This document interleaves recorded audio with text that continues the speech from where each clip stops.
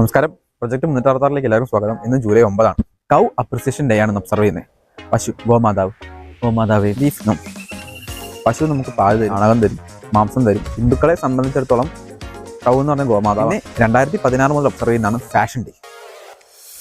Fashion എപ്പോഴും ഞാൻ ചിന്തിച്ചതല്ലേ, because Jesus always 20 man. പിന്നെ കാനഡയിലുള്ള നുനാവട്ടിൽ ഇന്ന് നുനാവട്ട് ഡേ ആണ്. കനഡിയൻ പ്രൊവിൻസ് ആണ് നുനാവട്ട് വരുന്നത്. പിന്നെ ഇന്ന് നാഷണൽ ഡിംപിൾസ് ഡേ ആണ്. നുണക്കുഴികൾ എനിക്ക് കുറച്ചുണ്ട്, ചെറുതായിട്ട്, വളരെ കുറച്ചായിട്ടുണ്ട്. അപ്പോൾ ഡിംപിൾസ് ശരിക്കും ഒരു ബർത്ത് ഡിഫക്റ്റ് ആണ്. ഡിഫക്റ്റ് ആണെന്ന് തോന്നിക്കാത്ത ഒരു പെർഫെക്ഷൻ, ഒരു മിസ്റ്റേക്ക് അല്ലാത്തൊരു മിസ്റ്റേക്ക്, ഒരു പെർഫെക്റ്റ് മിസ്റ്റേക്ക് ആണ് ഡിംപിൾസ് എന്ന് പറഞ്ഞത്. പിന്നെ ഇന്ന് നാഷണൽ ഷുഗർ കുക്കി ഡേ ആണ്.